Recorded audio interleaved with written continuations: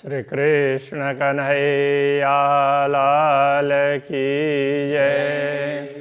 श्री निजानंद स्वामी की श्री प्राणनाथ प्यारे की जय।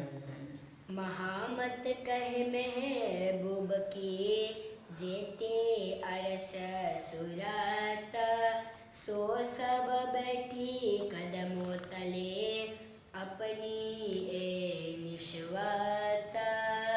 अपनी एह निस्वत। श्री कृष्ण कन्हैया लाल की।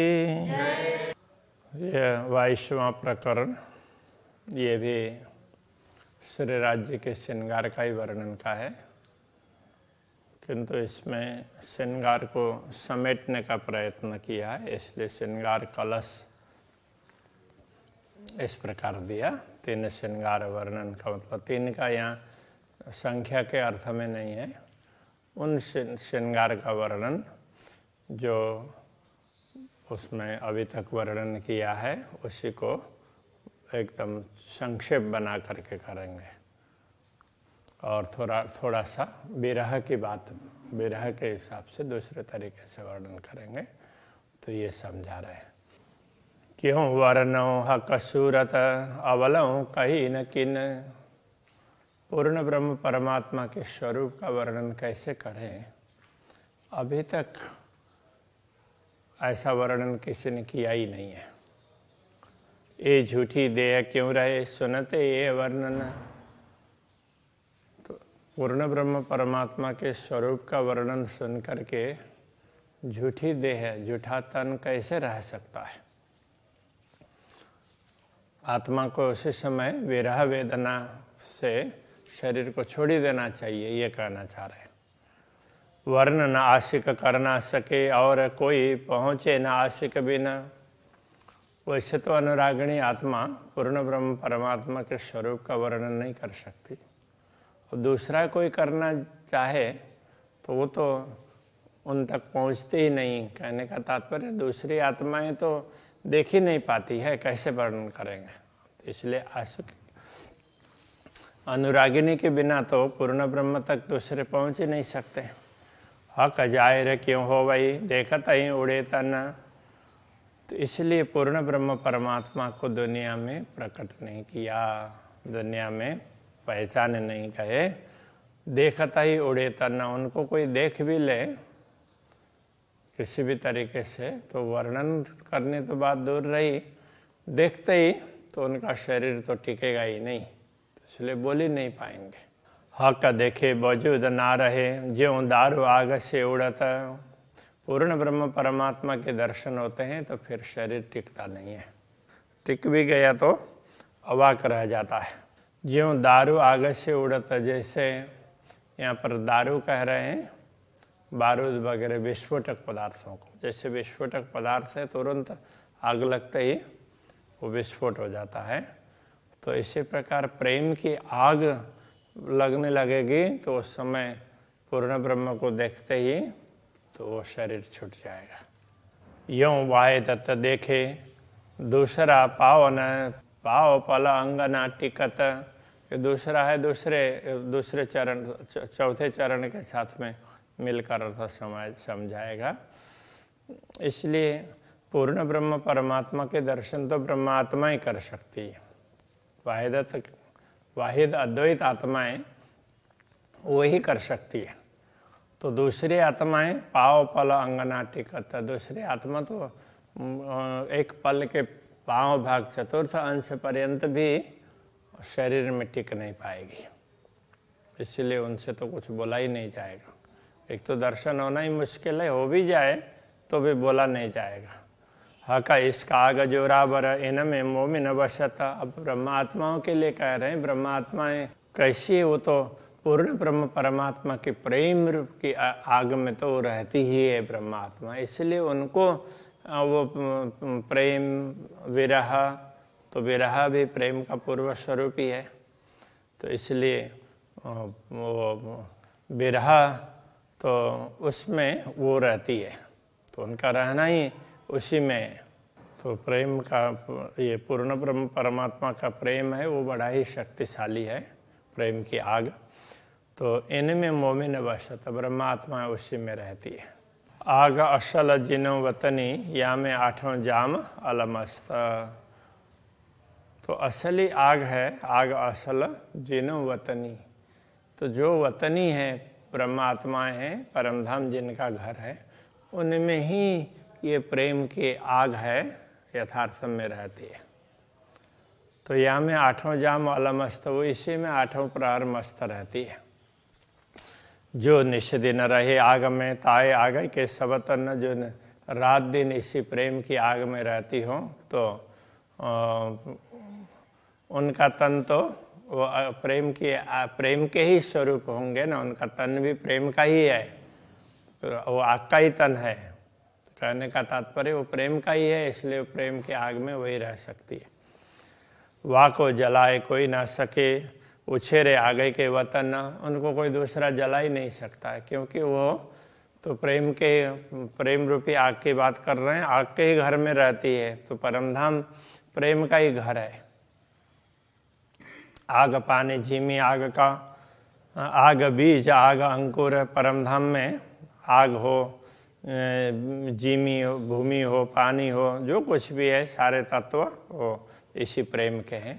आग बीज आग अंकुर, तो बीज और अंकुर, बीज भी प्रेम का है और अंकुरित भी प्रेम ही होता है। सब कुछ प्रेम ही प्रेम है, ये कहना चाह रहे हैं। फल फूल वृक्ष आग के आग मजकूर आग सहूर, फल फूल वृक्ष वगैरह सब वनस्पतियाँ सब कुछ इसी प्रेम के हैं। और ब्रह्मात्माएं बातचीत करती है, दूसरे लोग बात करते हैं, तो ये वार्ता और सहूर करना, विचार विमर्श करना, तो ये सब वो सब प्रेम से करते हैं, वो प्रेम के अंतर्गत आते हैं सब। वृक्ष मोविन आग इन और आग इश्क अरस, ब्रह्मात्मा तो इसी आग में वृक्ष की भांति है और आग इश्क अरस, तो ब्रह्मात्मा इसी प्रेम रूपी आग के वृक्ष यहीं पर उगी है और इसी में बड़ी हो रही है, ऐसा कहना चाह रहे हैं। और आग इसका रस, तो परमधाम है वो भी प्रेम का आग, ये पूरा प्रेम ही प्रेम से परिपूर्ण भूमि है। सब पीवे आग इसका रस, सब लोग इसी प्रेम रस को पीते हैं। तो इसको अब यहाँ आग की तरह से कहा कि वो दूसरे को तो जला डालेगा ना, इसलिए। दिल आ गए अरस परस, तो उनका दिल है वो भी आग का ही दिल है। कहने का तात्पर्य प्रेम ही है, उनमें परस्पर ब्रह्मात्माओं में प्रेम ही प्रेम है। घर मोमिन आग इश्क में, मोमिनों का घर है प्रेम की अग्नि में ही है। हक अग्नि के पालेल, वो तो पूर्ण ब्रह्म परमात्मा की प्रेम अग्नि से पालित और पोषित हैं ब्रह्मात्माएं। सोई इसका आग देखावने ल्याए जो माए खेल, तो ब्रह्मात्माओं को प्रेम की आग दिखाने के लिए उनको खेल में लाए हैं, खेल दिखाया है। इस खेल के माध्यम से उनको समझाया है। जो पैदा हुआ आग का सो आग में जलतना, आग में जलतना है। जो आग का पैदा हुआ होगा वो आग में जलेगा नहीं। वह वजूद आग इश्क के रहे हमेशा आग माहे, वो वजूद वह शरीर है प्रेम के अग्नि का स्वरूप है, इसलिए वो प्रेम के आग में रह सकता है, उसी में रहेगा, बाकी दूसरी जगह नहीं रह पाएगा। सोई बात करे हक रस की सौर या बेसहुर, तो ऐसी आत्माएं होती है वो पूर्ण ब्रह्म परमात्मा और परमधाम की बात करती है। सहुर या बेसहुर, समझ करके अथवा समझे बिना, तो किसी भी तरीके से, अथवा तो होश में हो या स्वप्न में हो या जागृति में हो, ये भी कह सकते हैं। तो समझ करके या बिना समझे बिना वो प्रेम की ही बात करेंगी। हुए सब विद पूर्ण पक्वा हक अरस दिन जहूर, वो सब प्रेम से पूर्ण परिपक्व कब होंगे? हक अरस दिन जहूर, जब पूर्ण ब्रह्म परमात्मा का दिन ये ब्रह्म ज्ञान प्राप्त होगा, तो वो प्रकाशित होगा, तो ज्ञान भी प्राप्त होगा, तो वो पूर्ण होगा। तो प्रेम को ज्ञान की भी आवश्यकता पड़ेगी। तो जैसे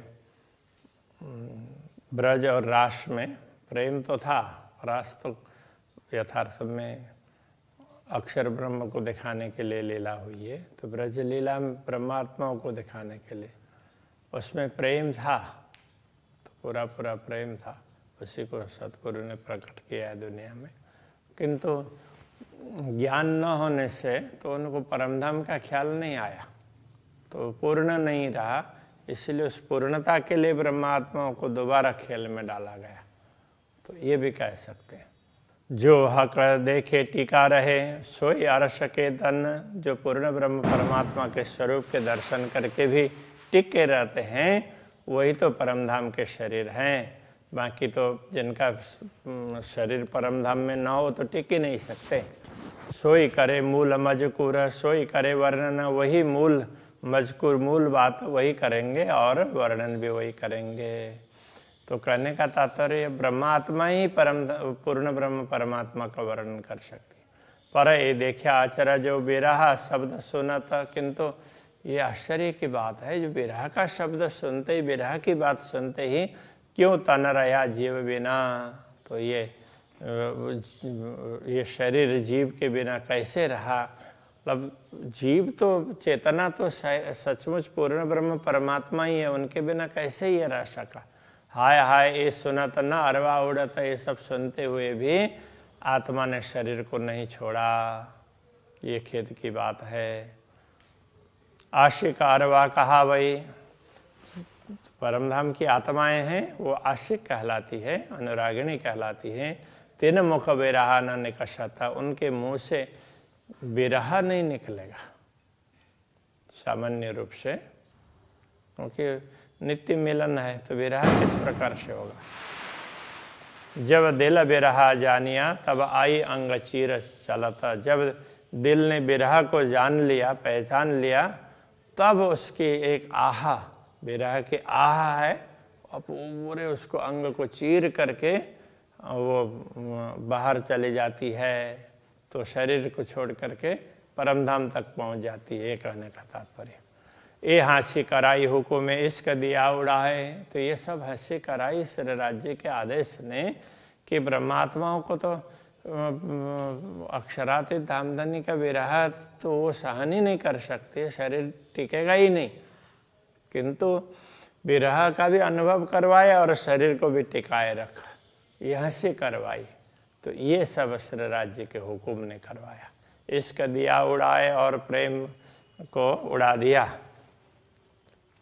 मुर्दा ज्यों इश्क बिना, इसलिए ये ब्रह्मात्माएं जैसे मुर्दा निष्प्राण, प्रेम के बिना निष्प्राण बन करके भी गावत विरहा लड़ाए, तो विरह का गायन करती है, लड़ा लड़ा करके, मतलब महिमा बड़ा चढ़ा करके विरह का गायन करती है। बाकी तो ये टिक ही नहीं सकते ना। कबू अरस रुए ऐसी ना करे जैसी हमसे हुई इन बेरा। परमधाम की आत्मा कभी ऐसा करती नहीं है जैसा हमसे इस बार हुआ है। अरस रूहों को विरहा रसे हुए बेशक न लैया घेरा। परमधाम की आत्माओं को विरह के रस से परमधाम की आत्माएं संदेह रहित बन गई है, फिर भी तो उसके अंदर घिरी ना रही। तो ऐसी परिस्थिति है, श्री राज्य के आदेश ने ही बना दिया।